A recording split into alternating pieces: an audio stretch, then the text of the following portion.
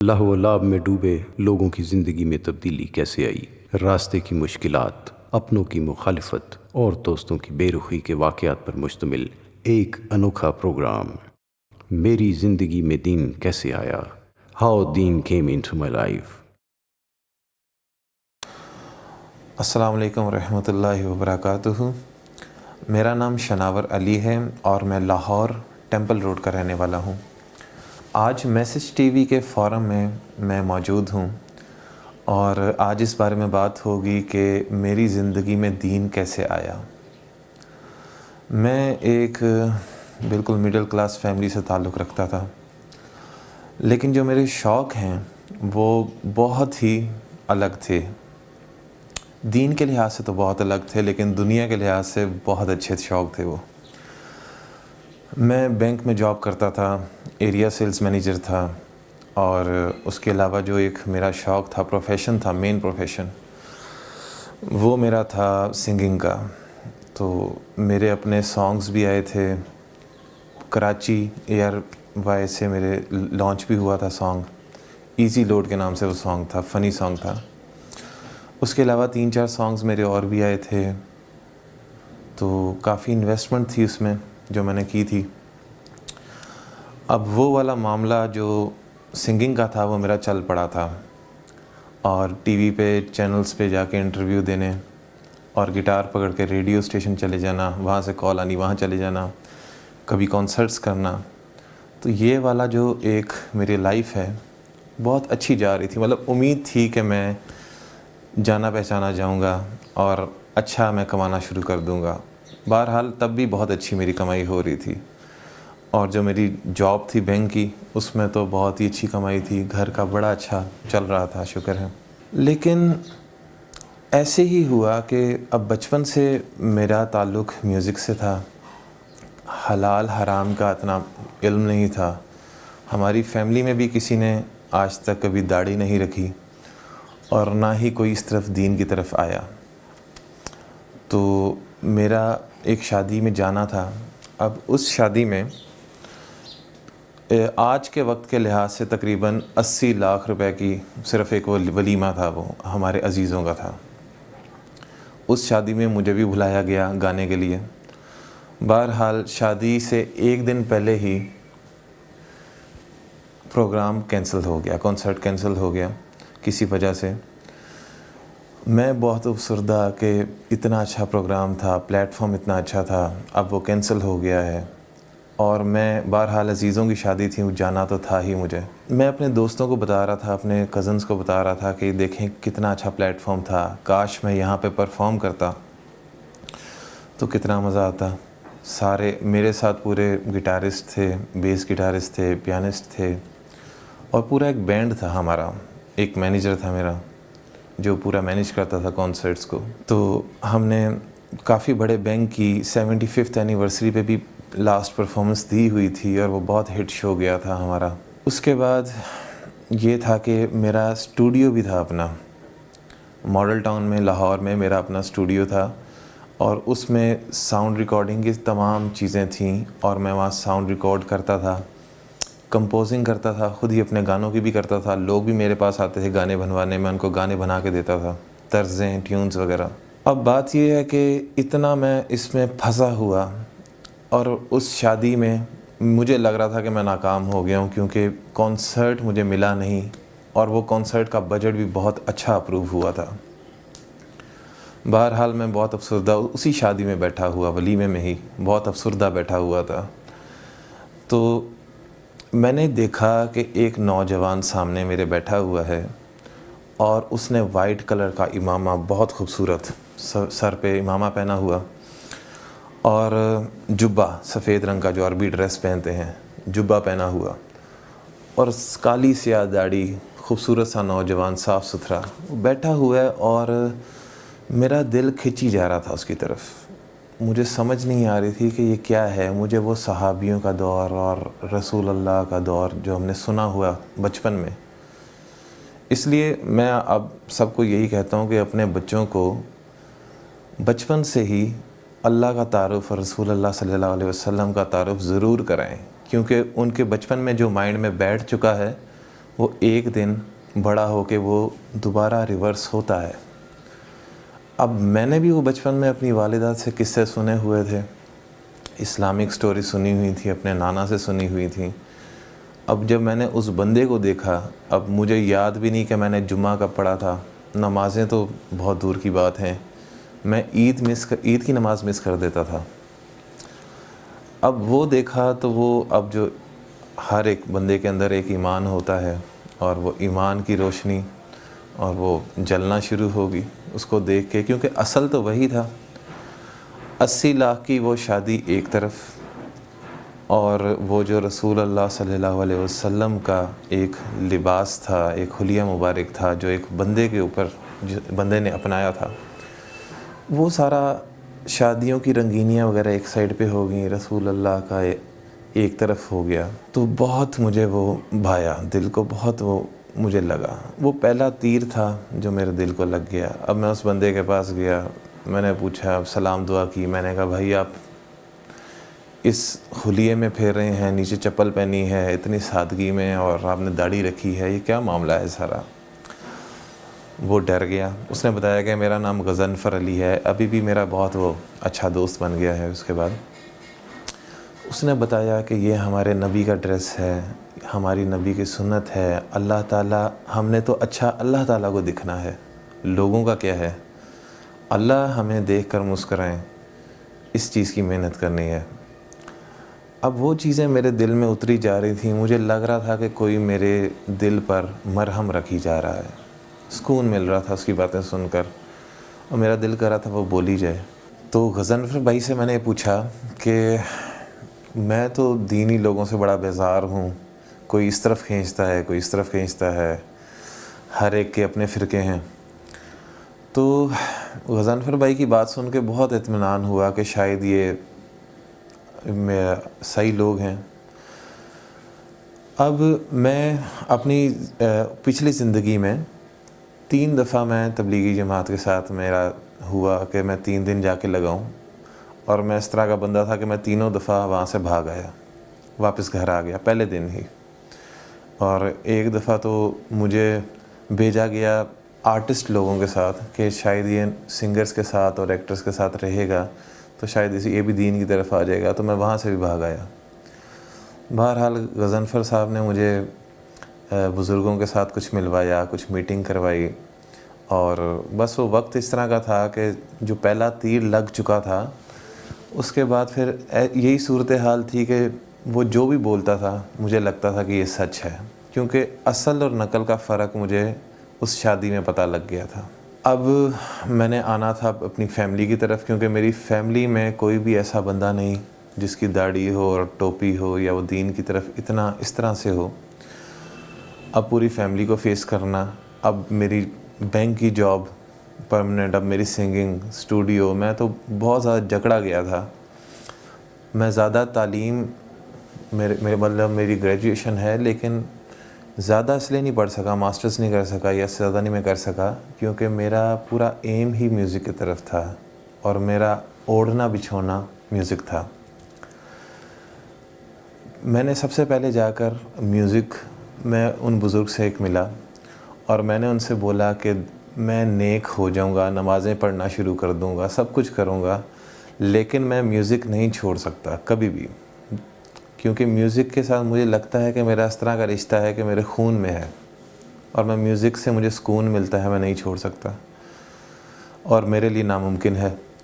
تو ان بزرگ نے بڑا اچھا جواب دیا، کہتے ہیں کہ آپ کے لیے میوزک چھوڑنا بہت مشکل ہے، ناممکن ہے، لیکن اللہ تعالیٰ کے لیے چھڑوانا بہت آسان ہے، تو آپ اللہ تعالیٰ سے دعا کیجئے۔ اب ان کا اتنا کہنا ہی تھا کہ میرے اندر سے میوزک کی محبت ہی نکل گئی، صرف اتنے کہنے سے۔ بہرحال میوزک تو میں چھوڑ دیا، اسٹوڈیو میں نے سارا وائنڈ اپ کر کے گھر آ گیا۔ اب سارے لوگ مجھے یہ کہہ رہے ہیں، میرے جو جاننے والے ہیں ان میں کئی کرسچنز بھی ہیں جو میوزک سے ریلیٹڈ میرے جو میوزیشنز ہوتے تھے، اب وہ بھی پریشان تھے کہ اس کو پتہ نہیں کیا ہو گیا، اپنا پورا اتنی اس نے محنت کی اس پہ اور ایک دم سب کچھ چھوڑ کے آ گیا۔ اب اسٹوڈیو وائنڈ اپ ہو گیا، سنگنگ میں نے چھوڑ دی. کانسرٹس آ رہے ہیں تو میں ان کو کہہ رہا ہوں کہ میں نے نہیں کرنے, میں چھوڑ چکا ہوں, اور میں بالکل ہی ان ٹچ نہیں تھا اس فیلڈ سے. اس کے بعد یہ ہوا کہ اب میں نے بینک کی نوکری چھوڑنی تھی, اور میرا روزگار جو ایک تو ختم ہو گیا تھا گانے کا, اب ایک جو ہے بینک کا روزگار میرا جاری تھا. بینک کے روزگار کو میں لات اس لیے نہیں مار سکتا تھا کہ اس وقت میرا رشتہ ہو گیا تھا اور میری شادی عنقریب ہونے والی تھی 2-3 مہینوں میں. لیکن میں یہ سوچتا تھا کہ اگر میں نے شادی کے بعد بینک کی نوکری چھوڑی, جو کہ مجھے وسوسے آتے تھے کہ شادی کے بعد چھوڑنا, شادی تو کم سے کم کر لو اپنی, تو شادی کے بعد چھوڑنا بڑا مشکل ہو جائے گا. پھر وہ بیوی جو ہے وہ نہیں چھوڑنے دیتی, پھر بچے آ جاتے ہیں, ان کا منہ مارتا ہے, اور پھر قرآن میں تو یہ ہے ہی کہ اولاد اور بیوی فتنہ ہے.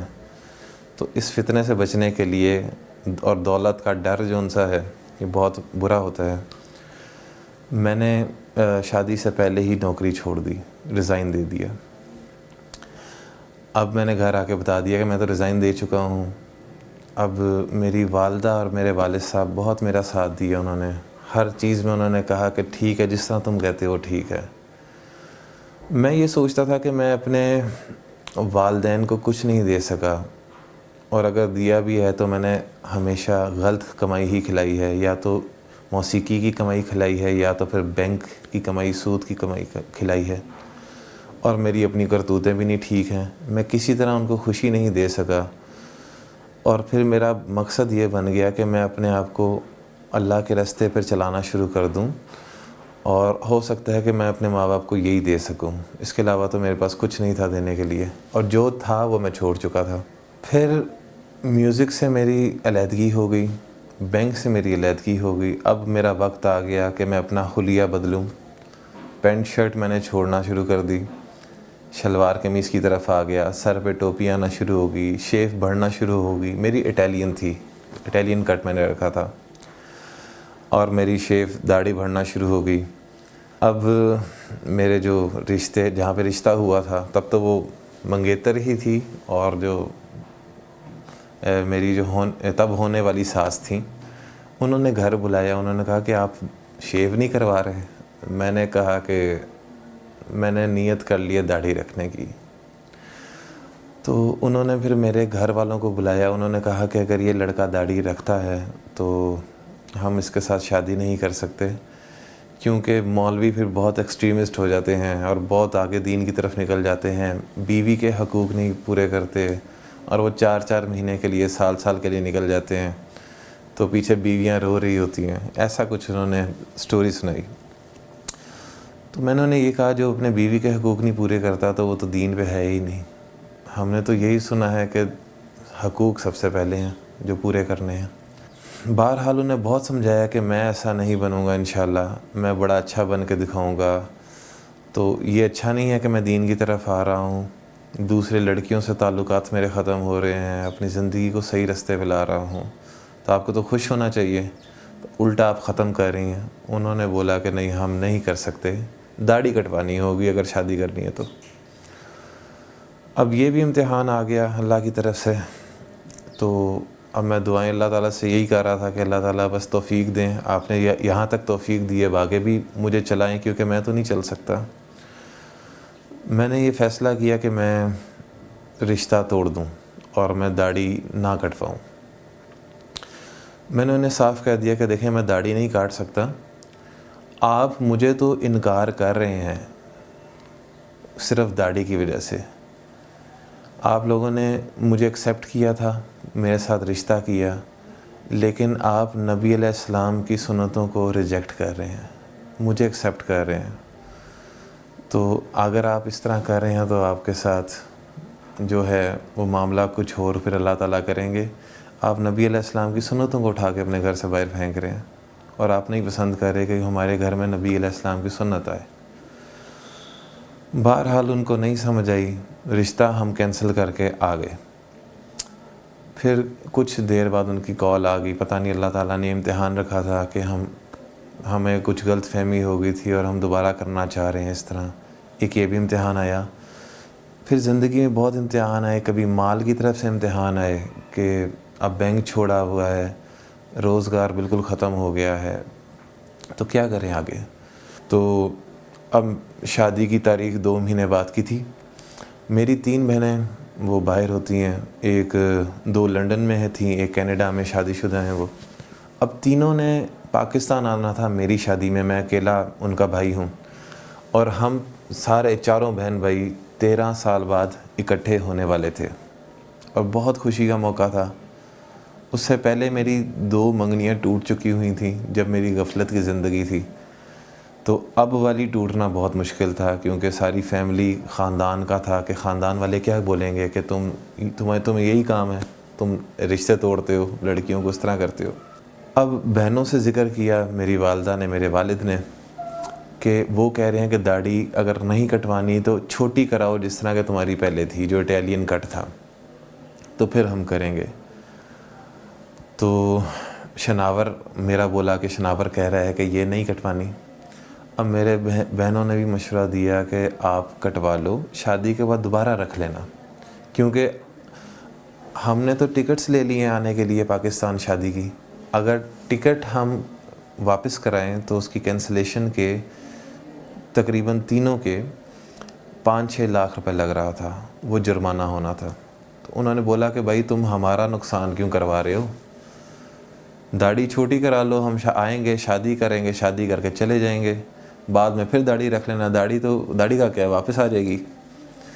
تو میں نے انہیں کہا کہ داڑھی تو واپس آ جائے گی لیکن توفیق شاید واپس نہ آئے, کیونکہ جو مجھے اللہ تعالیٰ نے توفیق دے دی ہے اور جو میرے دل پر اپنی رحمت دے دی ہے, وہ شاید مجھے لگتا ہے کہ ہاتھ سے نکل جائے گی, اور میں کھونا نہیں چاہتا. میں نے کہا کوئی مسئلہ نہیں ہے, ہم کوئی دوسری دیکھ لیں گے, اسی 2 مہینے میں انہی تاریخ میں شادی دوسری کر لیں گے. کوئی نقصان ہوگا میں پوری کوشش کروں گا, مجھے جتنی بھی محنت کرنی پڑی میں کروں گا, لیکن آپ لوگوں کا نقصان میں پورا کر دوں گا, اور آپ آئیں, کوئی مسئلہ نہیں ہے, داڑھی بھی رکھیں گے, کوئی اور ہم دیکھ لیتے ہیں. اسی دوران پھر ان سے دوبارہ سے رجوع ہو گیا اور میری شادی پچھلے مہینے ہو گئی. اب شادی ہو گئی. اب ہمارے خاندان میں تصور یہ ہے کہ مکس گیدرنگ جب تک نہ ہو تو شادی ہوتی ہی نہیں. اب اس مرحلے سے بھی گزرنا تھا.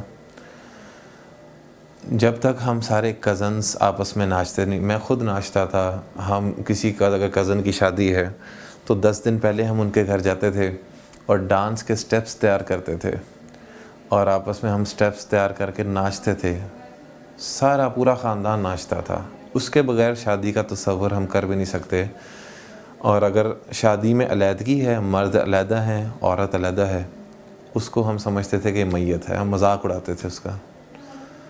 تو اب کیونکہ میرے پہ یہ وقت گزر رہا تھا, اب مجھے ان لوگوں کی بھی قدر ہونا شروع ہو گئی جو شادی پہ اسلامی طور طریقے سے شادی کر رہے ہیں. تو شادی جب آپ کرتے ہیں, اس کی جب بنیاد اللہ رسول کو راضی نہیں کریں گے.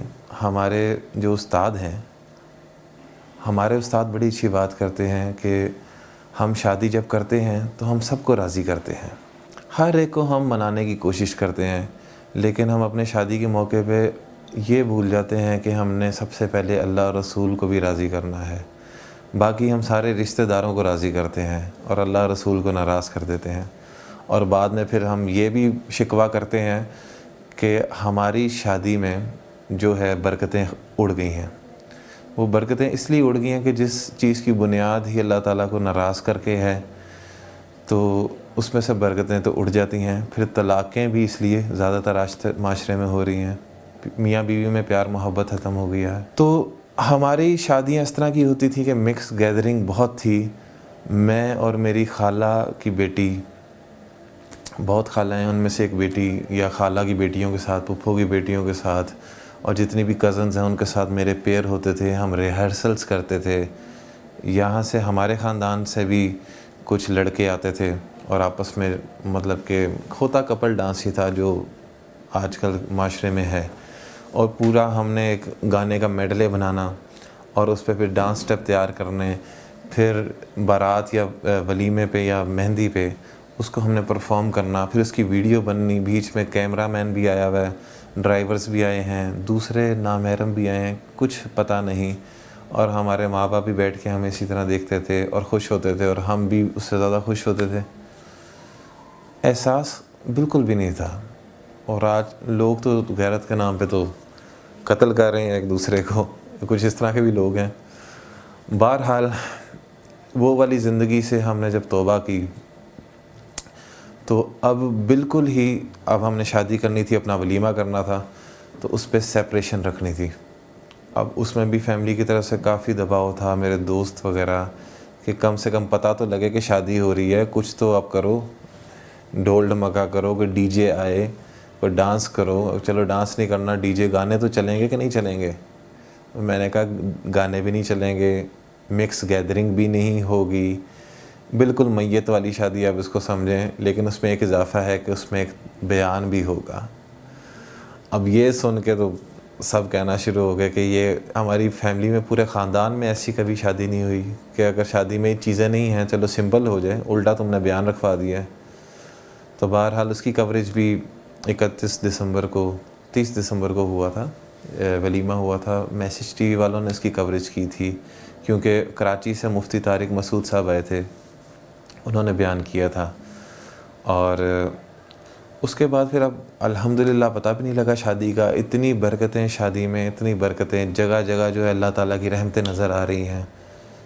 نہ کوئی پیسہ, نہ میرے پاس جاب, کچھ بھی نہیں. اور شادی میری جو ہے وہ بہت اچھی ہو رہی ہے, مطلب دیکھ کے پتہ ہی نہیں لگ رہا کہ کوئی ایسا ویسا چکر ہے مالی حالات سے.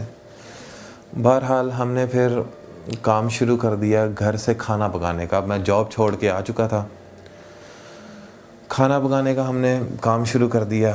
گھر میں نے اپنی والدہ سے بات کی کہ آپ پکائیں اور میں اس کو پیک کرتا ہوں, اور میں آفیسز میں جاؤں گا, میں جا کے بیچ کے آؤں گا کھانا, اور ان کو بتاؤں گا یہ گھر کا کھانا ہے. تو میری والدہ نے بھی کہا کہ کیسا کام ہے, تم تو بینک میں جاب کرتے تھے, بڑی اچھی تمہاری مطلب پوسٹ تھی, اور جب گانے گاتے تھے تو لوگ آگے پیچھے جس طرح تصویریں, جس طرح سٹارز کے ساتھ ہوتا ہے, تصویریں اتارتے ہیں اور انٹرویوز لیتے ہیں اور آٹوگراف ہوتا ہے, تو اب تم لوگوں کے پاس جا کے کھانے بیچو گے, یہ کیا مطلب کہ یہ لائف نہیں ہے. میں نے یہ بولا کہ اللہ کو راضی کرنا ہے, اور اس کے لیے کچھ بھی کرنا پڑا تو کر لیں گے, کیونکہ اب سچ اور غلط سامنے ہو گیا, اس کا فرق محسوس ہو گیا ہے, اب واپسی کا راستہ نہیں ہے. اب میں نے گھر کا صاف ستھرا کھانا پکا کر, ہمارے گھر میں پھر تلاوت ہوتی تھی, صبح تلاوت والا ماحول ہو گیا, اور صبح اٹھ کے نماز پڑھنے والا ماحول ہو گیا, بڑی برکتیں آنا شروع ہو گئیں. کھانا پکا کر پھر میں لے کے جاتا تھا, آفیسز کے ساتھ میرا کانٹیکٹ ہوا, لوگوں نے بہت پسند کرنا شروع کیا. اس کو تھوڑا سا اور پروفیشنل کرتے کرتے کرتے اب اس سٹیج میں پہنچ گیا ہے کہ ہمارے کھانے کافی آفیسز میں جا رہے ہیں الحمدللہ. لیکن بتانے کا مقصد یہ ہے کہ وہ والی زندگی اور یہ والی زندگی, یہ جو آج میں کھانے پکانے کا کام کر رہا ہوں, اور میرے کھانے آفیسز میں لنچ جاتا ہے, باکسز جاتے ہیں, تو پھر میں نے لڑکے بھی رکھے, پھر شیف بھی میں نے اپنے ساتھ جوائن کیا, کام کو بہت ایکسپینڈ کیا.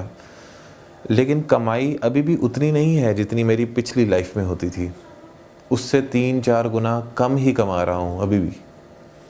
لیکن اللہ تعالیٰ کی رحمتیں اور برکتیں اس چھوٹی سی کمائی میں اتنی ہیں کہ پہلے جب میں کماتا تھا, بہت کماتا تھا, لاکھوں میں کماتا تھا, تو آخری دنوں میں, مہینے کے آخری دنوں میں میرے جیب میں پیسہ نہیں ہوتا تھا, اور میں دوستوں سے کبھی 500 کبھی 1000 مانگ کے میں پیٹرول ڈلواتا تھا, بیلنس ڈلواتا تھا, پتہ ہی نہیں لگتا تھا کہ پیسہ کہاں گیا. اور اب اس سے 3-4 گنا کم میں کما رہا ہوں یہ کھانے پینے کے کام میں. لیکن الحمدللہ بہت زیادہ برکتیں ہیں. اللہ تعالیٰ کو پتہ نہیں ہم راضی کر سکے ہیں یا نہیں کر سکے, بہرحال رحمتیں اور برکتیں ہم اپنی آنکھوں سے دیکھ رہے ہیں.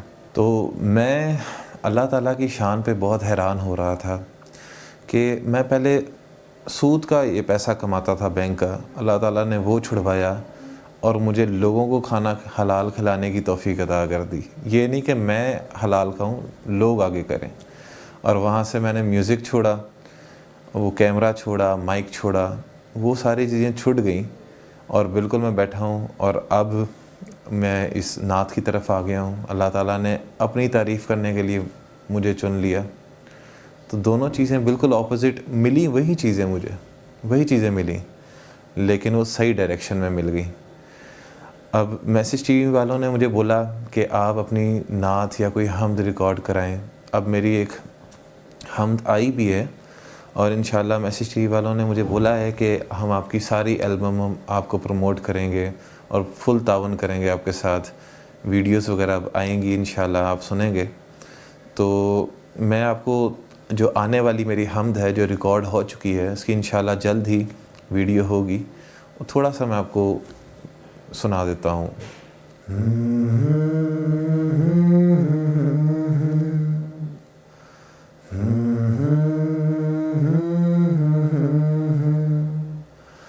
میرا دل مچل رہا ہے تیری یاد میں الہی, تیرے نام نے تو دل میں ایک آگ ہے لگائی.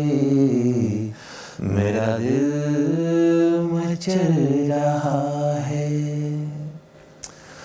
تو اس طرح کر کے حمد ہے, انشاءاللہ آپ سنیں گے اس کو. اور اس طرف آنے کے لیے بہت ساری انسپائریشنز بھی تھیں میرے پاس. جو سب سے بڑی شہید جنید جمشید صاحب, ان سے بڑی انسپائریشن, کیونکہ میری بھی فیلڈ وہی تھی میوزک کی. ان کا تو لیول کچھ اور, وہ تو انٹرنیشنل لیول پہ سٹار پہلے بھی تھے اور شہید ہونے کے بعد تو ان کا اور بھی مقام بہت اوپر ہو گیا. تو وہ میری انسپائریشن تھے. میں سوچتا تھا کہ اگر اتنے بڑے لیول پہ آ کر ایک بندہ اللہ کے لیے سب کچھ چھوڑ سکتا ہے, اپنے اتنا فیم اور دولت شہرت کیا کچھ نہیں تھا, خوبصورت تھے, جوان تھے, لیکن اللہ کی محبت نے ان کو سب کچھ چھڑوا دیا. تو میں تو ابھی سٹارٹنگ سٹیج پہ ہوں. ہاں میرے وسائل کم تھے لیکن جذبہ شاید اتنا ہی ہو, تو میں کیوں نہ چھوڑوں. اور میں تو سب کو یہی بولتا ہوں کہ اگر ہم نوجوان سارے مل کر یہ نہ فیصلہ کریں کہ ہم نے بھی اللہ کی طرف آنا ہے, لوگوں کو بھی اللہ کی طرف لانا ہے, تو جس فتنے کی طرف یہ دنیا جا رہی ہے آگے, تو یا تو انسان پورا دین کی طرف آئے گا یا تو پھر پورا ہی بے دین ہو جائے گا. بیچ والا رستہ اب نہیں رہا, جتنی تیزی سے دنیا فتنے کی طرف جا رہی ہے. تو سب سے یہی گزارش ہے کہ اللہ کے راستے کی طرف آئیں, رسول اللہ صلی اللہ علیہ وسلم کی سنتوں کو دوبارہ زندہ کریں, کیونکہ اس دور میں جو تھوڑی سی بھی سنتوں کو اپنا لے گا انشاءاللہ اللہ تعالیٰ اس کو بڑا اجر دیں گے. کیونکہ اس وقت سنتوں پہ عمل کرنا بہت مشکل ہے, ہاتھ پہ انگارہ رکھنے کی مانند ہے. تو ہم سب کو چاہیے کہ ہم اپنی زندگیوں کو بدلیں, اپنے گھر کی زندگی کو بدلیں. ماں باپ کو اگر آپ کچھ دینا چاہتے ہیں, سب سے بہترین تحفہ یہی ہے کہ آپ اللہ رسول کے حکموں پر اپنے آپ کو جھکا لیں. تو یہ سب سے اچھا تحفہ ہے. پھر اولاد کو اگر آپ کچھ دینا چاہتے ہیں تو دین سے بڑی نعمت نہیں ہے. ڈاکٹر, انجینئر, یہ سب کچھ تو بنتے رہیں گے, دنیا کے ساری تعلیمیں لیتے رہیں گے, پیسہ بھی کمائیں گے, نصیب میں ہوا, لیکن یہ دین کی دولت جو ہے وہ ہاتھ سے نکل جائے گی. اس پہ ہمیں پوری محنت کرنی چاہیے. اور ہمیں یہ جو بھی جماعتیں ہیں, تبلیغی جماعت ہوگی یا جہاں پر بھی آپ کو اچھا لگتا ہے جائیں, اور اپنے گھر کا نظام بھی اچھا کریں. اور کم سے کم ہم مسلمان دکھیں. اندر سے تو پتہ نہیں ہے یا نہیں ہے, تو قیامت والے دن نہیں پتہ لگے گا, لیکن دیکھنے میں لگے کہ جی کوئی مسلمان کھڑا ہوا ہے اور مسلمان کی ایک اپنی شان ہے, اپنا روب ہے, تو دیکھنے میں لگیں. یہی گزارش ہے میری. بسم اللہ الرحمن الرحیم. میرا نام خواجہ محمد طاہر ہے اور میں شناور کا والد ہوں. اور شناور کے متعلق میں کچھ کہنا چاہ رہا تھا کہ میں بہت ہی خوش نصیب باپوں میں سے ہوں, بلکہ میری بیٹیوں بھی 3 بیٹیاں ہیں, تینوں باہری ہیں. اور میں الحمدللہ میں نے زندگی بھر کوشش یہی کی ہے کہ میں ان کو رزق حلال کھلاؤں. اس کا نتیجہ یہ ملا ہے کہ یہ بچپن ہی سے بڑے اچھے اسپرچول خواب دیکھتا تھا, اور مجھے امید تھی کہ یہ انشاءاللہ بڑا ہو کر انشاءاللہ مذہب کی طرف زیادہ راغب ہوگا, اسلام کی طرف, جو ہمارا دین ہے, جو ہماری دنیا ہے اور آخرت ہے. اور دوسرا یہ ہے کہ اس نے اپنے لیے یہ کیا کہ 1.5 روپے ابھی بینک سے لیتا تھا تنخواہ. اس کو ایک خلش سی تھی کہ یہ سود کا کام ہے، یہ میرے ذہن میں نہیں آ رہا، لیکن اس نے آ کے نا جی وہ بالکل ایٹ دا نک آف دا ٹائم اپنے آپ کو وہاں سے ریزائن کیا ہے، اور وہ اب تک اس کو بلاتے ہیں اس کی پرفارمنس دے کر. لیکن اللہ کا شکر ہے کہ یہ اس اللہ اور رسول کو خوش کرنے کے لیے بالکل چھوڑ دیا جی. اس کا خیال تک بھی اس کو بڑے بڑے اور بھی اس کو آفریں ہوئی ہیں، لیکن اس نے ثابت قدمی کا ثبوت دیا. یہ میرے لیے بہت ہی خوشی کا ہے لمحہ کہ اس نے اسلام کا جھنڈا سر بلند رکھا ہے جی. اور دوسری بات یہ ہے کہ بچوں کا اس کی شادی بھی اس کی میں نے اسلامی طریقے سے کی ہے، جو اسلام کا طریقہ ہے. وہ بھی اس کی بیگم بھی ایم فل کیا ہوا ہے اور پڑھی لکھی ہے. جو بھی اس نے اڈاپٹ کیا ہے جی، یہ گھر میں اتنی خوشی اور اسپرچول جو ہے نا یہ ہیپینس، ہم ہر طرح سے پرسکون ہے جی. اور اس میں میری بیوی کا بہت ہاتھ ہے. اور اس نے گانے گونے کا بھی اس کو بہت کریز تھا. وہ ہر وقت رفیع صاحب کی اور اس طرح کے گانے جو ہے نا اس کی زبان پر ہوتے تھے. لیکن اچانک ہی اللہ تعالیٰ کی مہربانی سے، ہدایت سے اس نے ایک دم ٹرن لیا ہے، اور میوزک کو خیر بات کرتے ہوئے وہ ہر وقت علماء اور مفتی صاحب کے بیانات سنتا رہتا ہے. اور یہ میرے لیے بڑی خوش قسمتی کی بات ہے کہ اللہ تعالیٰ نے اللہ قبول کرے، اور میں دنیا میں اور آخرت میں بھی ہمارا یہ کیا نام ہے بہت ہی اچھا ہو، اور ساری دنیا کو ہم متفق کرنے کے لیے، ایک جگہ پر کرنے کے لیے ہمارے کوشاں ہیں کہ اللہ کرے کہ مسلمان ایک جگہ پر اکٹھے ہو جائیں، اور پھر وہ اسلام کا وہی دور دورہ آ جائے جو کہ حضرت عمر رضی اللہ تعالیٰ عنہ کہا تھا، جو ہمیں رسول پاک صلی اللہ علیہ وسلم نے فرمایا، جو اللہ کا حکم تھا اس کے مطابق ہم زندگی بسر کریں، اور حلال حرام کی تمیز کریں، اور جھوٹ سے پرہیز کریں، اور انشاءاللہ یہ اس میں کامیابی ہے. لہو و لعب میں ڈوبے لوگوں کی زندگی میں تبدیلی کیسے آئی؟ راستے کی مشکلات، اپنوں کی مخالفت اور دوستوں کی بے رخی کے واقعات پر مشتمل ایک انوکھا پروگرام، میری زندگی میں دین کیسے آیا؟ ہاؤ دین کیم انٹو مائی لائف.